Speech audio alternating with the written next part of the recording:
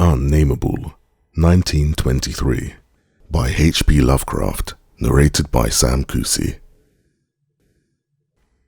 We were sitting on a dilapidated 17th century tomb in the late afternoon of an autumn day at the old burying ground in Arkham, and speculating about the unnamable.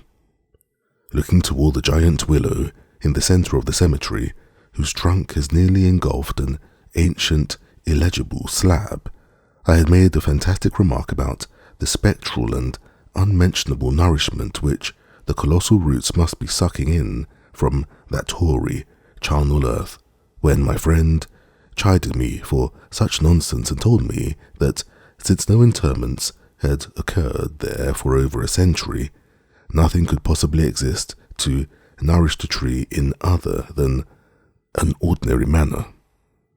Besides, he added, my constant talk about unnamable and unmentionable things was a very puerile device, quite in keeping with my lowly standing as an author.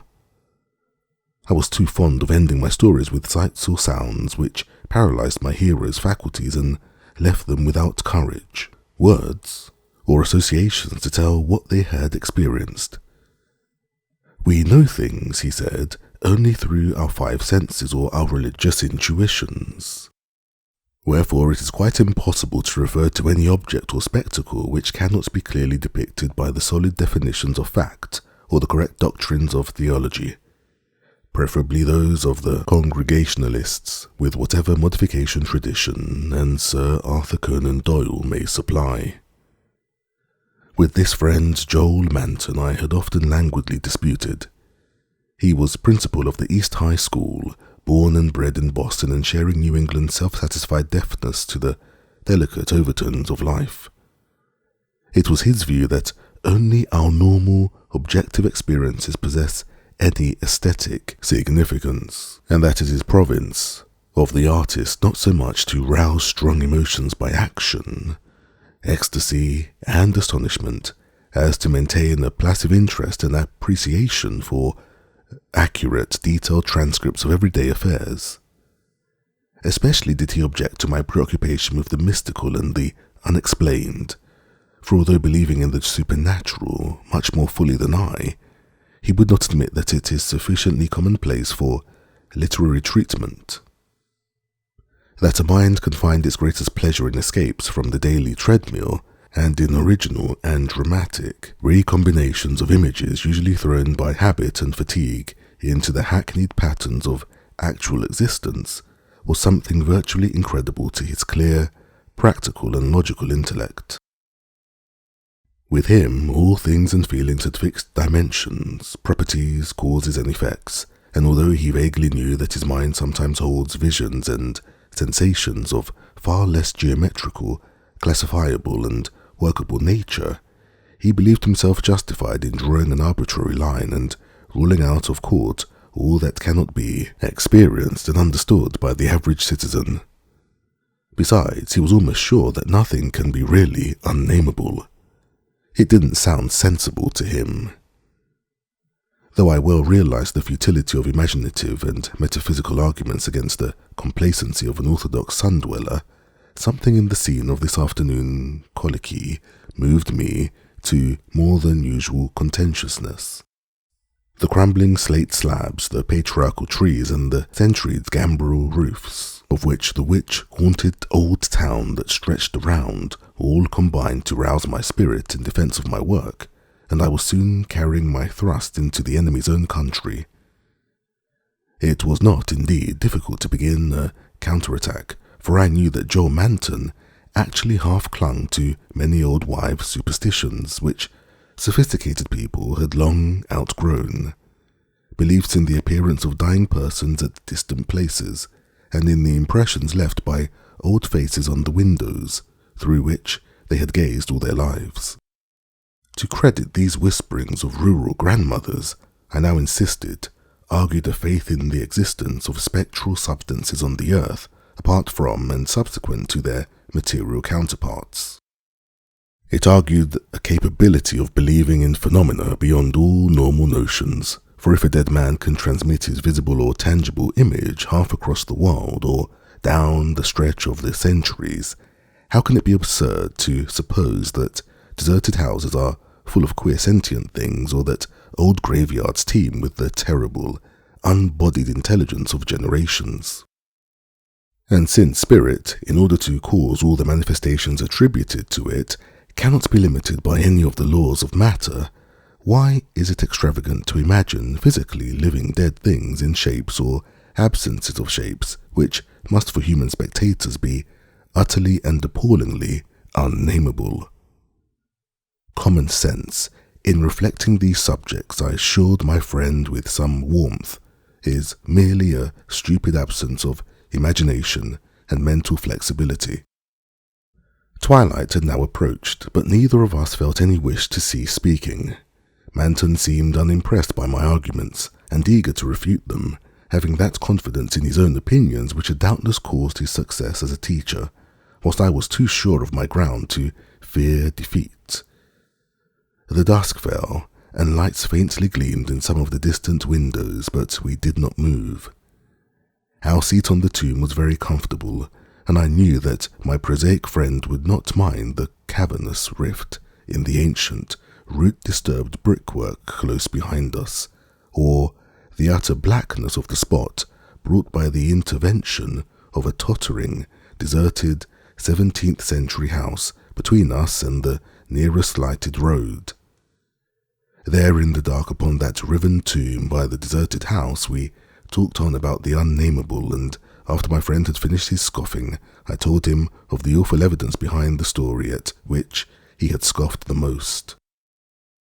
My tale had been called The Attic Window and appeared in the January 1922 edition of Whispers.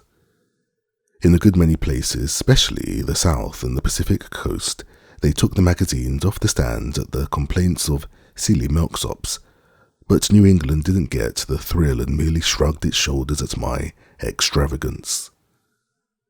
The thing, it was averred, was biologically impossible to start with, merely another of those crazy country mutterings which Cotton Mather had been gullible enough to dump into the chaotic Magnalia Christi Americana, and so poorly authenticated that even he had not ventured to name the locality where the horror occurred. And as to the way I amplified the bare jotting of the old mystic, that was quite impossible, and characteristic of a flighty and notional scribbler. Mather had indeed told of the thing as being born, but nobody but a cheap sensationalist would think of having it grow up, look into people's windows at night, and be hidden in the attic of a house, in flesh and in spirit, till someone saw it at the window centuries later and couldn't describe what it was that turned his hair grey. All this was flagrant trashiness, and my friend Manton was not slow to insist on that fact. Then I told him what I had found in an old diary kept between 1706 and 1723, unearthed among family papers not a mile from where we were sitting, and the certain reality of the scars on my ancestor's chest and back, which the diary described. I told him too of the fears of others in that region, and how they were whispered down for generations, and how no mythical madness came to the boy who, in 1793, entered an abandoned house to examine certain traces suspected to be there. It had been an eldritch thing. No wonder sensitive students shudder at the Puritan age in Massachusetts. So little is known of what went on beneath the surface, so little yet such a ghastly festering as it bubbles up putrescently in occasional ghoulish glimpses. The witchcraft terror is a horrible ray of light on what was stewing in men's crushed brains, but even that is a trifle. There was no beauty, no freedom. We can see that from the architectural and household remains, and the poisonous sermons of the cramped divines. And inside that rusted iron straitjacket lurked gibbering hideousness, perversion, and diabolism. Here truly was the apotheosis of the unnamable. Cotton Mather, in that demoniac sixth book which no one should read after dark, minced no words as he flung forth his anathema. Stern as a Jewish prophet and laconically unamazed as none since his day could be, he told of the beast that had brought forth what was more than beast but less than man, the thing with the blemished eye, and of the screaming drunken wretch that they hanged for having such an eye. This much he badly told, yet without a hint of what came after. Perhaps he did not know, or perhaps he knew and did not dare to tell. Others knew, but did not dare to tell. There is no public hint of why they whispered about the lock on the door to the attic stairs. In the house of a childless, broken, embittered old man who had put up a blank slate slab by the avoided grave, although one may trace enough invasive legends to curdle the thinnest blood. It is all in that ancestral diary I found, all the hushed innuendos and furtive tales of things with a blemished eye seen at windows in the night, or in deserted meadows near the woods. Something had caught my ancestor on a dark valley road, leaving him with marks of horns on his chest and of ape-like claws on his back, and when they looked for prints, in the trampled dust they found the mixed marks of split hooves and vaguely anthropoid paws. Once a post-rider said he saw an old man chasing and calling to a frightful, loping, nameless thing on Meadow Hill in the thinly moonlit hours before dawn, and many believed him. Certainly there was strange talk one night in 1710 when the childless, broken old man was buried in the crypt behind his own house in sight of the blank slate slab. They never unlocked that attic door, but left the whole house as it was, dreaded and deserted. When noises came from it, they whispered and shivered, and hoped that the lock on that attic door was strong. Then they stopped hoping when the horror occurred at the parsonage, leaving not a soul alive or in one piece. With the years, the legends take on a spectral character. I suppose the thing, if it was a living thing, must have died. The memory had lingered hideously, all the more hideous because it was so secret. During this narration, my friend Manton had become very silent, and I saw that my words had impressed him. He did not laugh as I paused, but asked quite seriously about the boy who went mad in 1793, and who had presumably been the hero of my fiction. I told him why the boy had gone to that shunned, deserted house, and remarked that he ought to be interested since he believed that windows retained latent images of those who had sat at them. The boy had gone to look at the windows of that horrible attic because of tales of things seen behind them, and had come back screaming maniacally. Manton remained thoughtful as I said this, but gradually reverted to his analytical mood. He granted for the sake of argument that some unnatural monster had really existed, but reminded me that even the most morbid perversion of nature need not be unnamable or scientifically indescribable. I admired his clearness and persistence and added some further revelations I had collected among the old people. Those latter spectral legends, I made plain, related to monstrous apparitions more frightful than anything organic could be, apparitions of gigantic bestial forms, sometimes visible and sometimes only tangible, which floated about on moonless nights and haunted the old house, the crypt behind it, and the grave where a sapling had sprouted beside an illegible slab. Whether or not such apparitions had ever gored or smothered people to death as told in uncorroborated traditions, they had produced a strong and consistent impression, and were yet darkly feared in very aged natives, though largely forgotten by the last two generations, perhaps dying for lack of being thought about.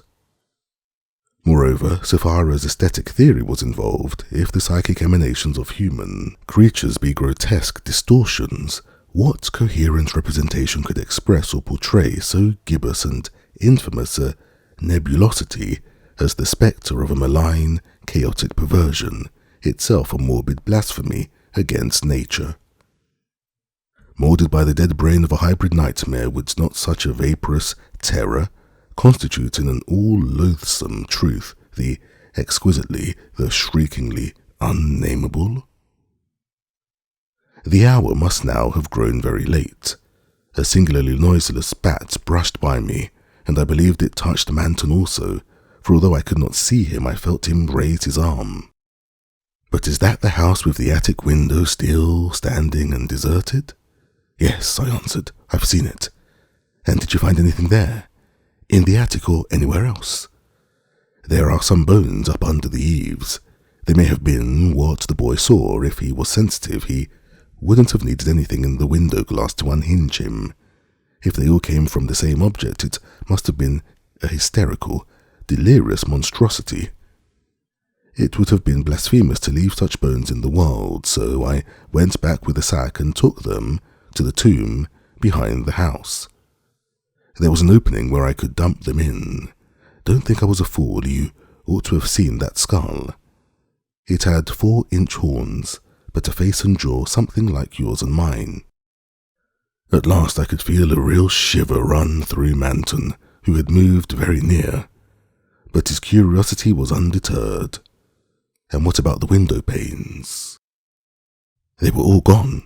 One window had lost its entire frame, and in the other there was not a trace of glass in the little diamond apertures.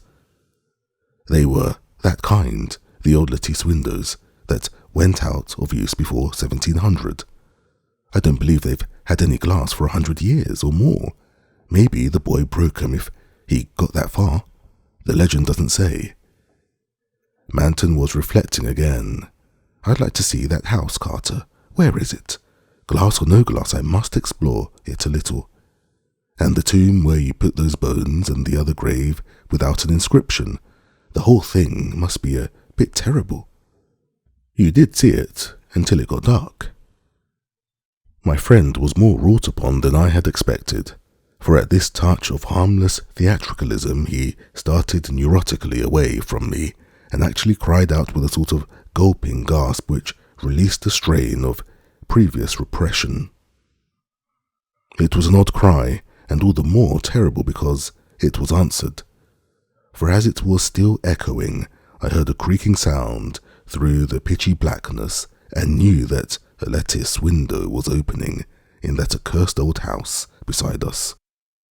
And because all the other frames were long since fallen, I knew that it was the grisly glassless frame of that demoniac attic window.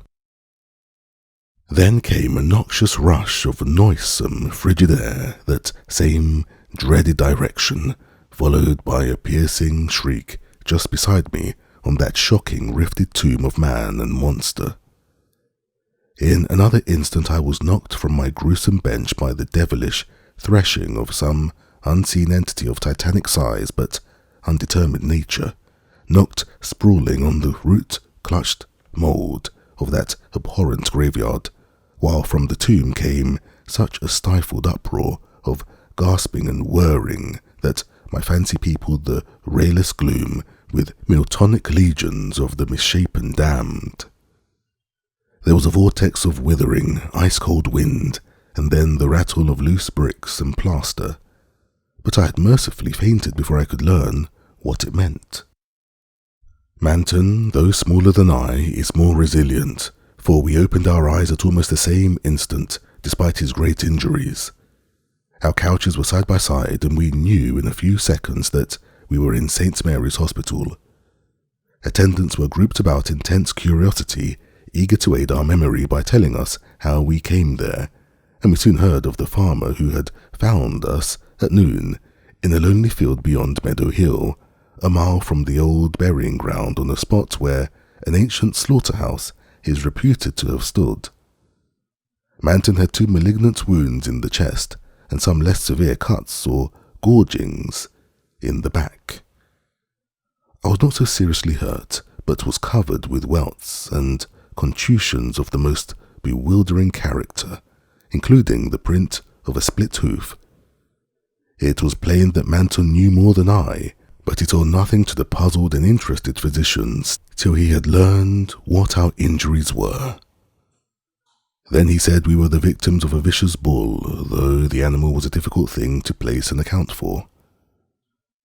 After the doctors and nurses had left, I whispered an awe-struck question. Good God, Manton, what was it? Those scars, was it like that? And I was too dazed to exult when he whispered back a thing I had half expected. No, it wasn't that way at all. It was everywhere, a gelatin, a slime, yet it had shapes, 1,000 shapes of horror beyond all memory. There were eyes and a blemish. It was the pit, the maelstrom, the ultimate abomination. Carter, it was the Unnamable.